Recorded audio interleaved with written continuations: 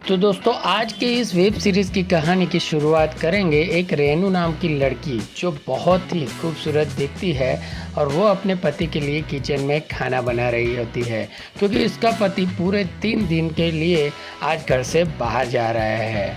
अब वह रहने के लिए एक ससुर भी होता है जो काफ़ी खड़ूस टाइप होता है, जो हर समय बीमारी रहता है। अब ये कमीना क्यों होता है वह आगे आपको इस कहानी में पता चल जाएगा।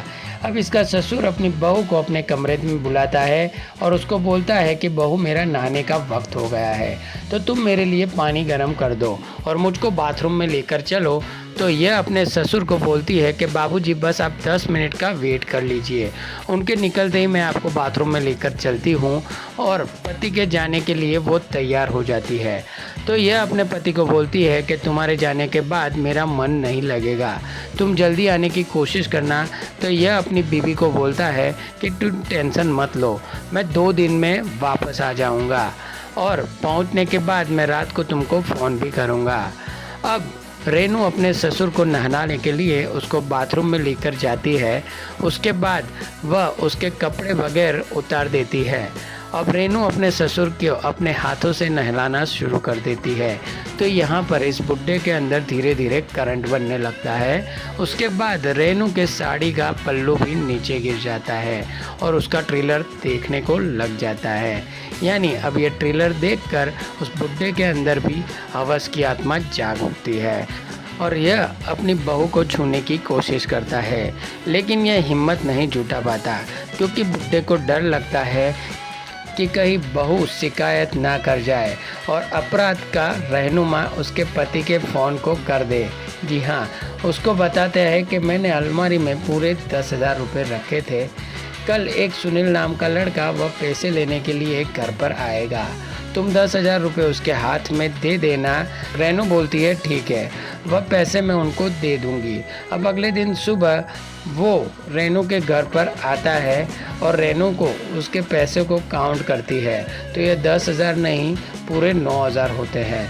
रेनू कंफ्यूज हो जाती है और अपने मन में सोचती है लेकिन उन्होंने तो बताया कि 10,000 रुपये थे, 1,000 रुपये कहाँ पर गए। चलो कोई बात नहीं, फ़िलहाल 1,000 रुपये मैं अपनी तरफ से डाल देती हूँ।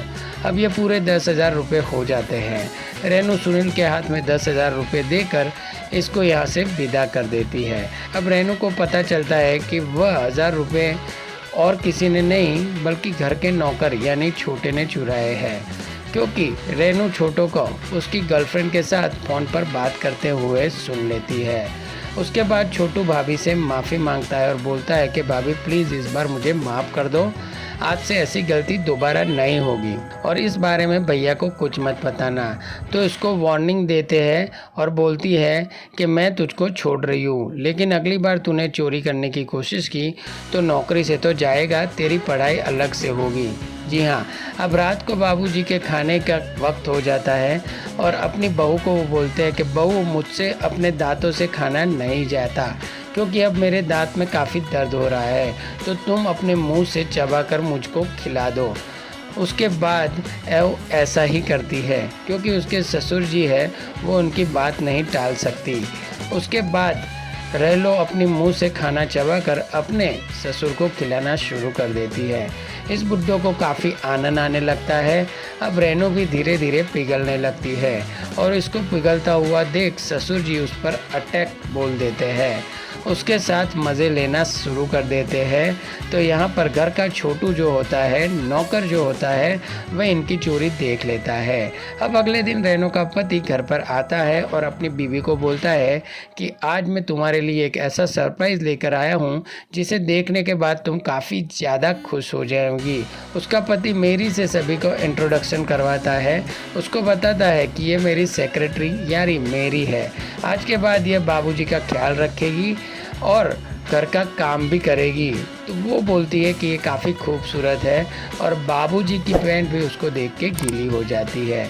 यहाँ पर रेनू का दिमाग ख़राब हो जाता है और इस वेब सीरीज़ का फर्स्ट पार्ट भी यहाँ पे ख़त्म हो जाता है, यानी फर्स्ट एपिसोड यहाँ पे एंड हो जाता है।